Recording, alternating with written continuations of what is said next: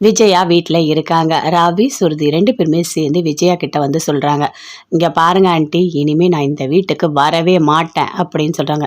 ஏம்மா இப்படிலாம் பேசிகிட்டு இருக்க நீ அப்படின்னு சொல்லிட்டு விஜயா கேட்குறாங்க.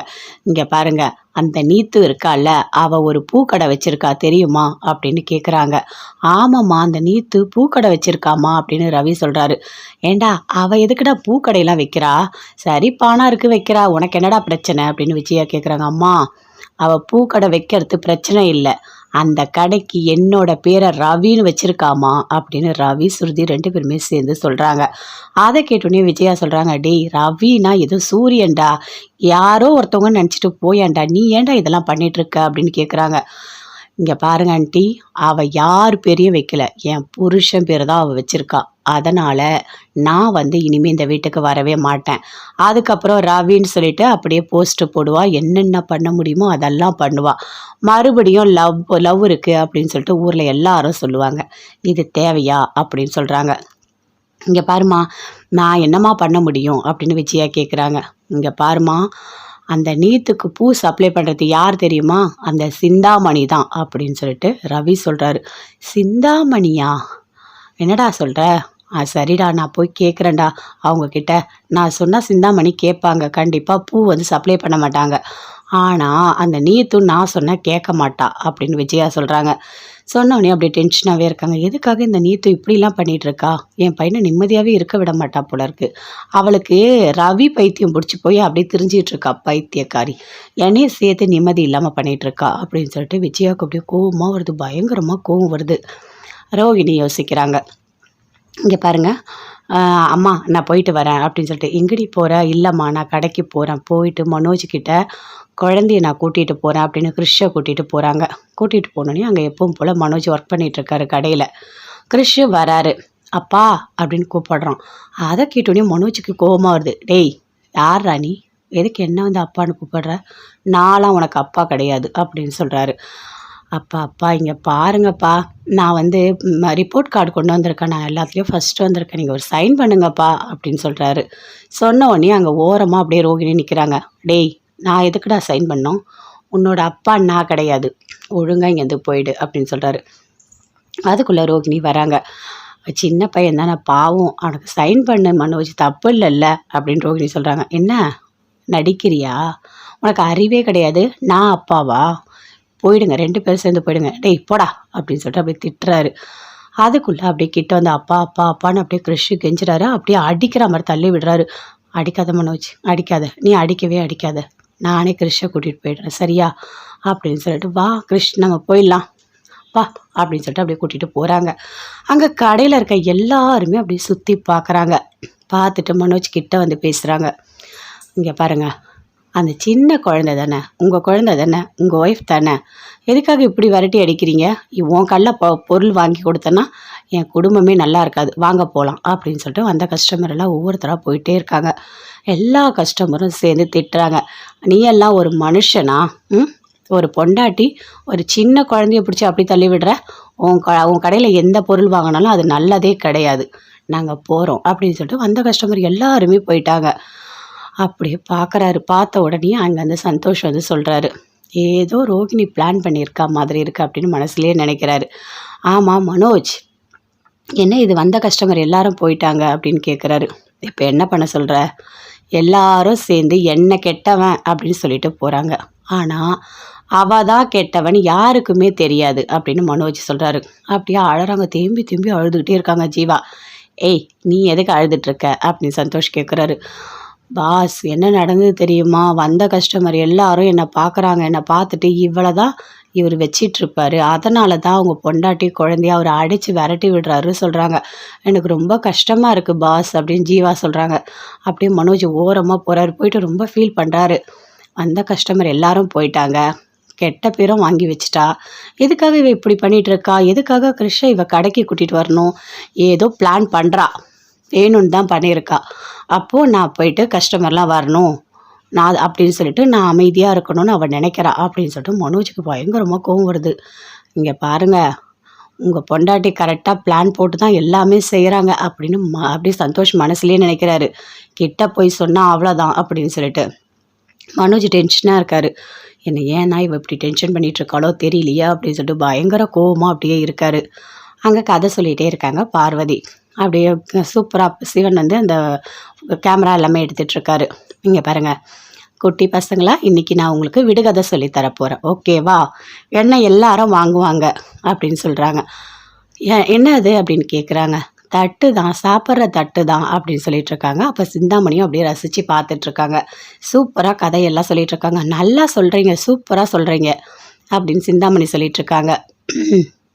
அப்படியே கதையெல்லாம் சொல்லிகிட்டு இருக்கும்போது அங்கே வந்து பார்வதி வராங்க. உனக்கு ஒன்று தெரியுமா விஜயா, இன்றைக்கி தான் சூப்பராக நான் கதை சொன்னேன் அப்படின்னு சொல்கிறாங்க பார்வதி. ஆமாம் மாஸ்டர், விடுகதை சொன்னாங்க தெரியுமா, சூப்பராக இருந்தது. இன்றைக்கி நான் கூட கொஞ்சம் நேரம் நின்று பார்த்தேன், கேட்டுகிட்டே இருக்கலாம் போல இருக்குது, நல்லா தான் இவங்க கதை சொல்கிறாங்க அப்படின்னு சிந்தாமணி சொல்கிறாங்க. சரி, கதை சொல்லி முடிச்சிட்டியா, விடு, நானே ஏற்கனவே பயங்கர டென்ஷனில் இருக்கேன் அப்படின்னு விஜயா சொல்கிறாங்க. என்ன டென்ஷன் அப்படின்னு பார்வதி கேட்குறாங்க. இங்கே பாரு சிந்தாமணி, உங்ககிட்ட பேசுறதுக்கு தான் நான் வந்திருக்கேன், வந்து உட்காரு அப்படின்னு சொல்கிறாங்க. சொல்லுங்கள் மாஸ்டர், என்ன எதுவாக இருந்தாலும் என்கிட்ட சொல்லுங்கள் அப்படின்னு கேட்குறாங்க சிந்தாமணி. ஆமாம், அந்த நீத்து இருக்காளா, அவள் பூக்கடை வச்சுருக்காளா அப்படின்னு கேட்குறாங்க. ஆமாம், பூக்கடை வச்சுருக்காங்க தான், நான் தான் பூ கொடுத்துட்ருக்கேன் அப்படின்னு சொல்கிறாங்க. இங்கே பாரு, நீ எனக்கு ஃப்ரெண்டா இல்லை அந்த நீத்துக்கு ஃப்ரெண்டா, எதுக்காக அவளுக்கு நீ பூ கொடுக்குற அப்படின்னு கேட்குறாங்க. ஐயோ மாஸ்டர், நீங்கள் ஏன் என்னை தப்பாக புரிஞ்சிட்ருக்கீங்க, இங்கே பாருங்கள், நான் பூ சப்ளை பண்ணலாம், வேறு யாராவது அவளுக்கு கொடுக்க தான் போகிறாங்க, யாருக்கோ கொடுக்கறதுக்கு எனக்கே அந்த பணம் வரலாம்ல அப்படின்னு சொல்கிறாங்க. இங்கே பாரு, அந்த நீத்துவே எங்களுக்கு பிடிக்கவே இல்லை, அது மட்டும் இல்லை அந்த கடைக்கு ரவின்னு பேர் வச்சுருக்கா அப்படின்னு சொல்கிறாங்க.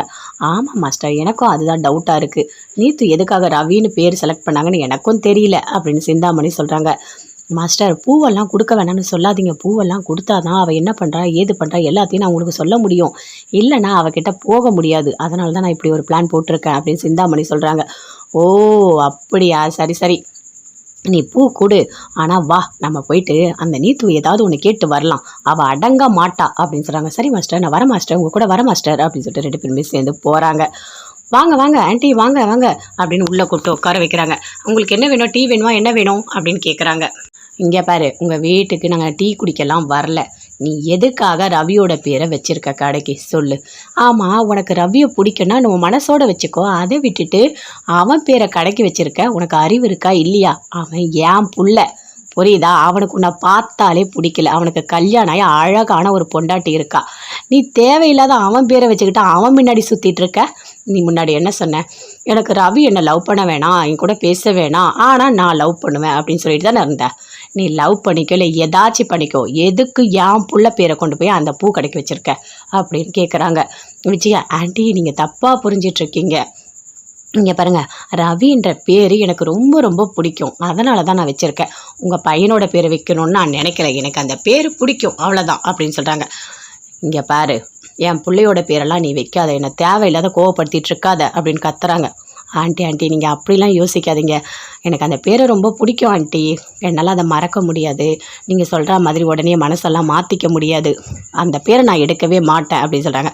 சி பொம்பளையா நீ, எத்தனை வாடி உனக்கு சொல்கிறது, அறிவு இருக்கா இல்லையா அப்படின்னு கேட்குறாங்க.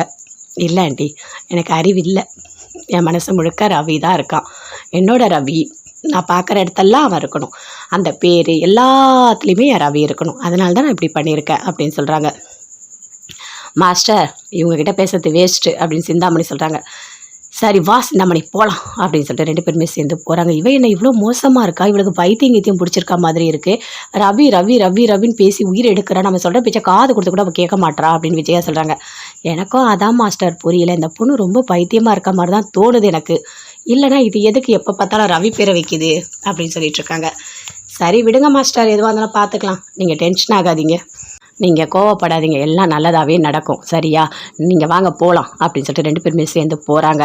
நீத்து யோசிக்கிறாங்க, டென்ஷன் ஆகுங்க, எல்லாருமே சேர்ந்து டென்ஷன் ஆகுங்க, அதை பற்றி கவலையே கிடையாது, ஆனால் என்னோட ரவி எனக்கு தான், ரவி என் மனசு முழுக்க இருக்கான், அவனை என்னோட மனசுலேருந்து யாராலையுமே பிரிக்க முடியாது, எப்படியாவது ரவி ஸ்ருதி 2 பேரும் சேர்த்து பிரிச்சுடுவேன், என்னோட ரவியை நான் அடைஞ்சே தீருவேன், என்னோட ரவியை நான் ஏதோ ஒரு வகையில் நான் கல்யாணம் பண்ணிவிடுவேன், கண்டிப்பாக நான் கல்யாணம் பண்ணிவிடுவேன், நான் விட மாட்டேன், அவன் எனக்கு தான், அவன் எப்போவுமே எனக்கு தான் அப்படின்னு சொல்லிட்டு மனசுக்குள்ளே அப்படியே சந்தோஷமாக நினச்சிட்ருக்காங்க.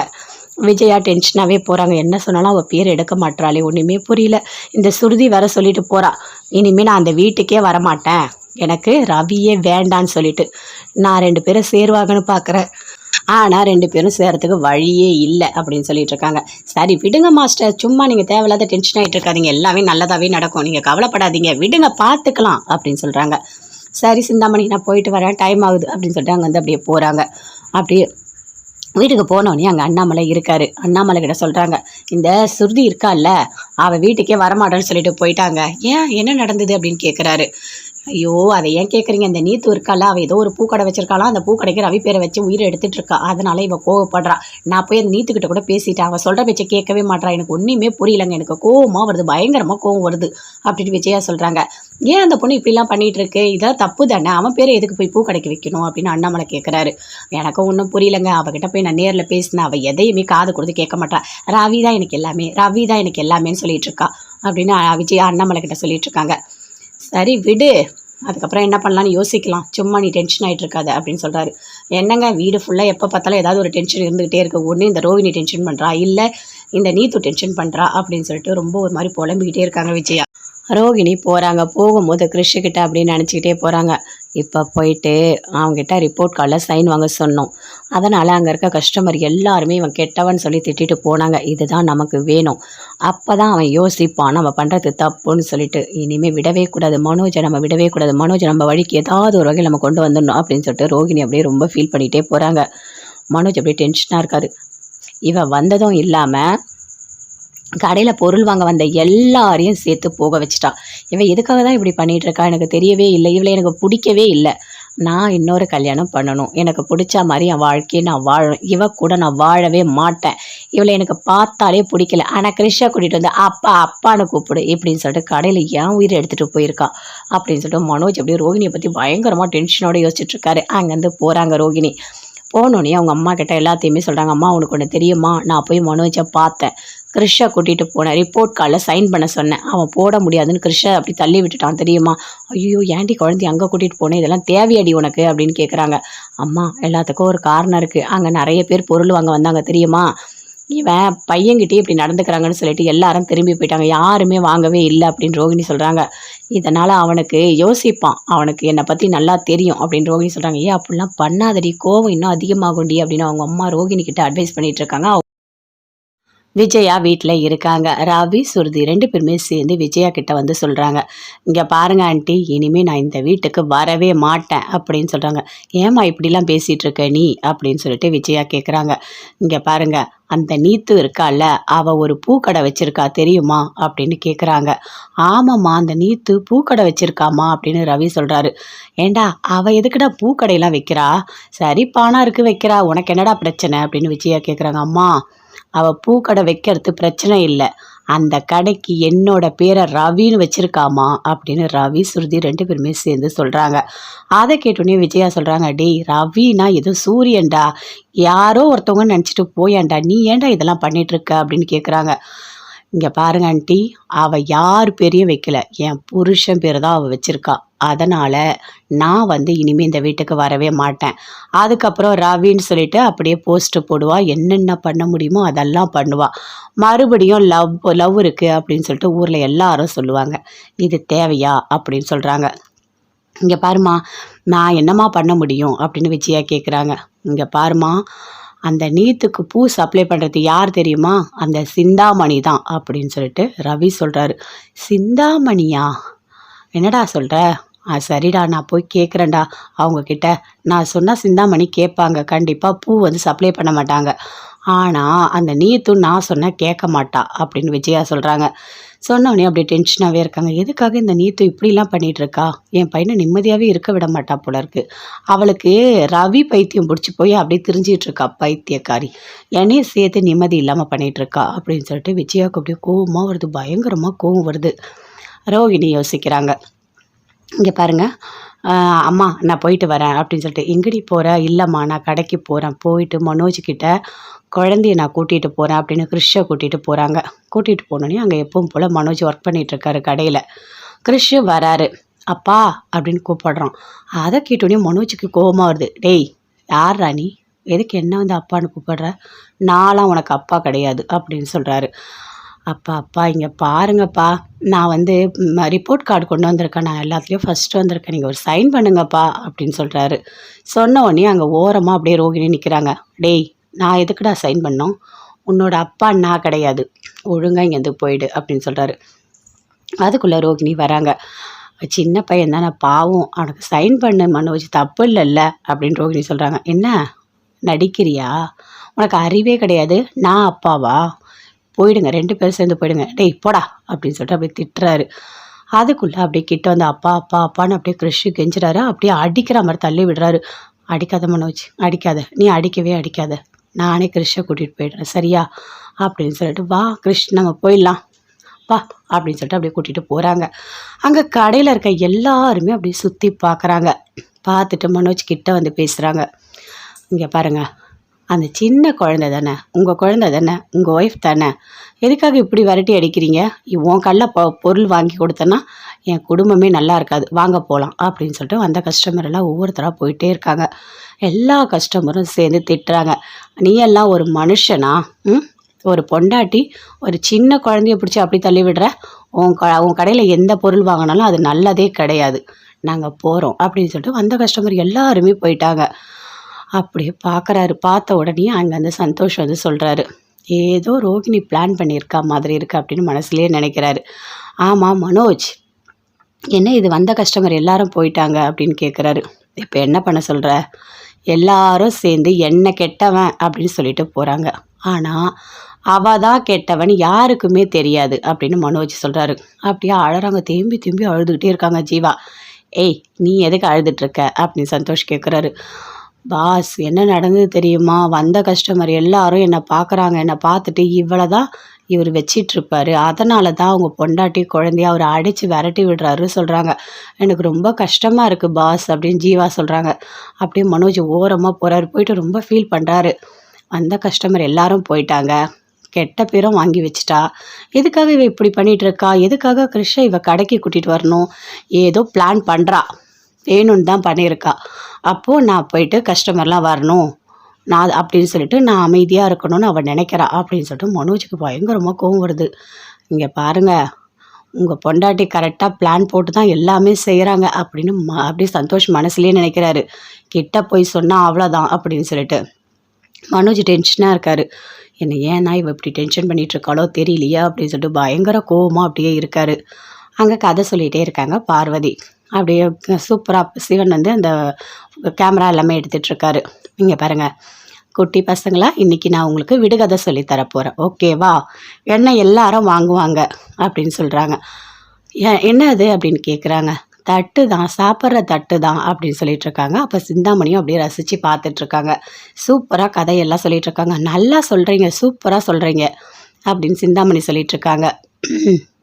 அப்படியே கதையெல்லாம் சொல்லிகிட்டு இருக்கும்போது அங்கே வந்து பார்வதி வராங்க. உனக்கு ஒன்று தெரியுமா விஜயா, இன்றைக்கி தான் சூப்பராக நான் கதை சொன்னேன் அப்படின்னு சொல்கிறாங்க பார்வதி. ஆமாம் மாஸ்டர், விடுகதை சொன்னாங்க தெரியுமா, சூப்பராக இருந்தது, இன்றைக்கி நான் கூட கொஞ்சம் நேரம் நின்று பார்த்தேன், கேட்டுகிட்டே இருக்கலாம் போல் இருக்குது, நல்லா தான் இவங்க கதை சொல்கிறாங்க அப்படின்னு சிந்தாமணி சொல்கிறாங்க. சரி கதை சொல்லி முடிச்சிட்டியா, விடு, நானே ஏற்கனவே பயங்கர டென்ஷனில் இருக்கேன் அப்படின்னு விஜயா சொல்கிறாங்க. என்ன டென்ஷன் அப்படின்னு பார்வதி கேட்குறாங்க. இங்கே பாரு சிந்தாமணி, உங்ககிட்ட பேசுறதுக்கு தான் நான் வந்திருக்கேன், வந்து உட்காரு அப்படின்னு சொல்கிறாங்க. சொல்லுங்கள் மாஸ்டர், என்ன எதுவாக இருந்தாலும் என்கிட்ட சொல்லுங்கள் அப்படின்னு கேட்குறாங்க சிந்தாமணி. ஆமாம், அந்த நீத்து இருக்காளா, அவள் பூக்கடை வச்சுருக்காளா அப்படின்னு கேட்குறாங்க. ஆமாம் பூக்கடை வச்சுருக்காங்க தான், நான் தான் பூ கொடுத்துட்ருக்கேன் அப்படின்னு சொல்கிறாங்க. இங்கே பாரு, நீ எனக்கு ஃப்ரெண்டா இல்லை அந்த நீத்துக்கு ஃப்ரெண்டா, எதுக்காக அவளுக்கு நீ பூ கொடுக்குற அப்படின்னு கேட்குறாங்க. ஐயோ மாஸ்டர், நீங்கள் ஏன் என்னை தப்பாக புரிஞ்சிட்ருக்கீங்க, இங்கே பாருங்கள், நான் பூ சப்ளை பண்ணலாம், வேறு யாராவது அவளுக்கு கொடுக்க தான் போகிறாங்க, யாருக்கோ கொடுக்கறதுக்கு எனக்கே அந்த பணம் வரலாம்ல அப்படின்னு சொல்கிறாங்க. இங்கே பாரு, அந்த நீத்துவே எங்களுக்கு பிடிக்கவே இல்லை, அது மட்டும் இல்லை அந்த கடைக்கு ரவின்னு பேர் வச்சுருக்கா அப்படின்னு சொல்கிறாங்க. ஆமாம் மாஸ்டர், எனக்கும் அதுதான் டவுட்டாக இருக்குது, நீத்து எதுக்காக ரவின்னு பேர் செலக்ட் பண்ணாங்கன்னு எனக்கும் தெரியல அப்படின்னு சிந்தாமணி சொல்கிறாங்க. மாஸ்டர், பூவெல்லாம் கொடுக்க வேணாம்னு சொல்லாதீங்க, பூவெல்லாம் கொடுத்தா தான் அவள் என்ன பண்ணுறா ஏது பண்ணுறா எல்லாத்தையும் நான் உங்களுக்கு சொல்ல முடியும், இல்லைனா அவகிட்ட போக முடியாது, அதனால தான் நான் இப்படி ஒரு பிளான் போட்டிருக்கேன் அப்படின்னு சிந்தாமணி சொல்கிறாங்க. ஓ அப்படியா, சரி சரி, நீ பூ கொடு, ஆனால் வா நம்ம போயிட்டு அந்த நீத்து ஏதாவது ஒன்று கேட்டு வரலாம், அவள் அடங்க மாட்டா அப்படின்னு சொல்கிறாங்க. சரி மாஸ்டர், நான் வர மாஸ்டர், உங்கள் கூட வர மாஸ்டர் அப்படின்னு சொல்லிட்டு 2 பேருமே சேர்ந்து போகிறாங்க. வாங்க வாங்க ஆண்டி, வாங்க வாங்க அப்படின்னு உள்ளே கூப்பிட்டு உட்கார வைக்கிறாங்க. உங்களுக்கு என்ன வேணும், டீ வேணுமா, என்ன வேணும் அப்படின்னு கேட்குறாங்க. இங்கே பாரு, உங்கள் வீட்டுக்கு நாங்கள் டீ குடிக்கலாம் வரல, நீ எதுக்காக ரவியோட பேரை வச்சிருக்க கடைக்கு சொல்லு. ஆமாம், உனக்கு ரவியை பிடிக்குன்னா நம்ம மனசோட வச்சுக்கோ. அதை விட்டுட்டு அவன் பேரை கடைக்கு வச்சிருக்க. உனக்கு அறிவு இருக்கா இல்லையா? அவன் ஏன் புள்ள, புரியுதா? அவனுக்கு உன்னை பார்த்தாலே பிடிக்கல. அவனுக்கு கல்யாணம் ஆகி அழகான ஒரு பொண்டாட்டி இருக்கா. நீ தேவையில்லாத அவன் பேரை வச்சுக்கிட்டு அவன் முன்னாடி சுற்றிட்டு இருக்க. நீ முன்னாடி என்ன சொன்ன? எனக்கு ரவி என்னை லவ் பண்ண வேணாம், என் கூட பேச வேணாம், ஆனால் நான் லவ் பண்ணுவேன் அப்படின்னு சொல்லிட்டு தானே இருந்தேன். நீ லவ் பண்ணிக்கோ இல்லை ஏதாச்சும் பண்ணிக்கோ, எதுக்கு என் புள்ள பேரை கொண்டு போய் அந்த பூ கடைக்கு வச்சுருக்க அப்படின்னு கேட்குறாங்க. விஜயா, ஆண்டி நீங்கள் தப்பாக புரிஞ்சிட்ருக்கீங்க. இங்கே பாருங்கள், ரவின்ற பேர் எனக்கு ரொம்ப ரொம்ப பிடிக்கும், அதனால தான் நான் வச்சுருக்கேன். உங்கள் பையனோட பேரை வைக்கணும்னு நான் நினைக்கிறேன், எனக்கு அந்த பேர் பிடிக்கும் அவ்வளோதான் அப்படின்னு சொல்கிறாங்க. இங்கே பாரு, என் பிள்ளையோட பேரெல்லாம் நீ வைக்காத, என்னை தேவையில்லாத கோவப்படுத்திட்டு இருக்காத அப்படின்னு கத்துறாங்க. ஆண்டி நீங்கள் அப்படிலாம் யோசிக்காதீங்க, எனக்கு அந்த பேரை ரொம்ப பிடிக்கும் ஆண்டி, என்னால் அதை மறக்க முடியாது. நீங்கள் சொல்கிற மாதிரி உடனே மனசெல்லாம் மாற்றிக்க முடியாது, அந்த பேரை நான் எடுக்கவே மாட்டேன் அப்படின்னு சொல்கிறாங்க. சி பொம்பளையா நீ, எத்தனை வாடி உனக்கு சொல்கிறது, அறிவு இருக்கா இல்லையா அப்படின்னு கேட்குறாங்க. இல்லை ஆண்டி, எனக்கு அறிவு இல்லை, என் மனசு முழுக்க ரவி தான் இருக்கான். என்னோட ரவி, நான் பார்க்குற இடத்தெல்லாம் அவன் இருக்கணும், அந்த பேர் எல்லாத்துலேயுமே என் ரவி இருக்கணும், அதனால தான் நான் இப்படி பண்ணியிருக்கேன் அப்படின்னு சொல்கிறாங்க. மாஸ்டர், இவங்ககிட்ட பேசுறது வேஸ்ட்டு அப்படின்னு சிந்தாமணி சொல்கிறாங்க. சரி வா சிந்தாமணி போகலாம் அப்படின்னு சொல்லிட்டு 2 பேருமே சேர்ந்து போகிறாங்க. இவன் என்ன இவ்வளோ மோசமாக இருக்கா, இவளுக்கு பைத்தியம் பிடிச்சிருக்கா மாதிரி இருக்குது. ரவி ரவி ரவி ரவின்னு பேசி உயிர் எடுக்கிறா, நம்ம சொல்கிற பேச்சை காது கொடுத்து கூட அவள் கேட்க மாட்டா அப்படின்னு விஜயா சொல்கிறாங்க. எனக்கும் அதான் மாஸ்டர் புரியல, இந்த பொண்ணு ரொம்ப பைத்தியமாக இருக்க மாதிரி தான் தோணுது எனக்கு. இல்லைனா இது எதுக்கு எப்போ பார்த்தாலும் ரவி பேரை வைக்குது அப்படின்னு சொல்லிட்டு இருக்காங்க. சரி விடுங்க மாஸ்டர், எதுவாக இருந்தாலும் பார்த்துக்கலாம், நீங்கள் டென்ஷன் ஆகாதீங்க, நீங்கள் கோவப்படாதீங்க, எல்லாம் நல்லதாகவே நடக்கும் சரியா, நீங்கள் வாங்க போகலாம் அப்படின்னு சொல்லிட்டு 2 பேருமே சேர்ந்து போகிறாங்க. நீத்து யோசிக்கிறாங்க, டென்ஷன் ஆகுங்க, எல்லாருமே சேர்ந்து டென்ஷன் ஆகுங்க, அதை பற்றி கவலையே கிடையாது. ஆனால் என்னோட ரவி எனக்கு தான், ரவி என் மனசு முழுக்க இருக்கான், அவனை என்னோட மனசுலேருந்து யாராலையுமே பிரிக்க முடியாது. எப்படியாவது ரவி ஸ்ருதி 2 பேரும் சேர்த்து பிரிச்சுடுவேன்.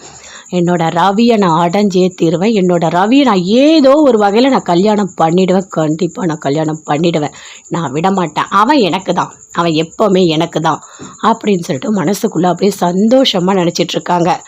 விஜயா டென்ஷனாகவே போகிறாங்க, என்ன சொன்னாலும் அவள் பேர் எடுக்க மாட்டாளே, ஒன்றுமே புரியல. இந்த சுருதி வர சொல்லிட்டு போகிறா, இனிமேல் நான் அந்த வீட்டுக்கே வரமாட்டேன், எனக்கு ரவியே வேண்டான்னு சொல்லிட்டு. நான் 2 பேரும் சேருவாங்கன்னு பார்க்குறேன், ஆனால் 2 பேரும் சேரத்துக்கு வழியே இல்லை அப்படின்னு சொல்லிட்டு இருக்காங்க. சரி விடுங்க மாஸ்டர், சும்மா நீங்கள் தேவையில்லாத டென்ஷன் ஆகிட்டு இருக்காதீங்க, எல்லாமே நல்லதாகவே நடக்கும், நீங்கள் கவலைப்படாதீங்க, விடுங்க பார்த்துக்கலாம் அப்படின்னு சொல்கிறாங்க. சரி சிந்தாமணி, நான் போயிட்டு வரேன், டைம் ஆகுது அப்படின்னு சொல்லிட்டு அங்கே வந்து அப்படியே போகிறாங்க. அப்படியே வீட்டுக்கு போனோடனே அங்கே அண்ணாமலை இருக்கார். அண்ணாமலை கிட்ட சொல்கிறாங்க, இந்த சுருதி இருக்கால்ல, அவள் வீட்டுக்கே வரமாட்டேன்னு சொல்லிட்டு போயிட்டாங்க, ஏன் என்ன நடந்தது அப்படின்னு கேட்குறாரு.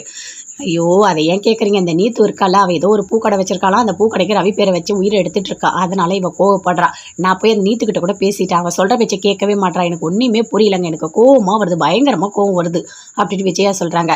ஏன் அந்த பொண்ணு இப்படிலாம் பண்ணிகிட்டு இருக்கு, இதெல்லாம் தப்பு தானே, அவன் பேரை எதுக்கு போய் பூக்கடைக்கு வைக்கணும் அப்படின்னு அண்ணாமலை கேட்குறாரு. எனக்கும் ஒன்றும் புரியலைங்க, அவகிட்ட போய் நான் நேரில் பேசினேன், அவள் எதையுமே காது கொடுத்து கேட்க மாட்டான், ரவி தான் எனக்கு எல்லாமே, ரவி தான் எனக்கு எல்லாமேன்னு சொல்லிட்டு இருக்கா அப்படின்னு விஜயா அண்ணாமலை கிட்ட சொல்லிட்டு இருக்காங்க. சரி விடு, அதுக்கப்புறம் என்ன பண்ணலான்னு யோசிக்கலாம், சும்மா நீ டென்ஷன் ஆகிட்டு இருக்காது அப்படின்னு சொல்கிறாரு. என்னங்க வீடு ஃபுல்லாக எப்போ பார்த்தாலும் ஏதாவது ஒரு டென்ஷன் இருந்துகிட்டே இருக்குது, ஒன்று இந்த ரோஹிணி டென்ஷன் பண்ணுறா, இல்லை இந்த நீத்து டென்ஷன் பண்ணுறா அப்படின்னு சொல்லிட்டு ரொம்ப ஒரு மாதிரி புலம்பிக்கிட்டே இருக்காங்க விஜயா. ரோகிணி போகிறாங்க, போகும்போது கிறிஷுக்கிட்ட அப்படின்னு நினச்சிக்கிட்டே போகிறாங்க.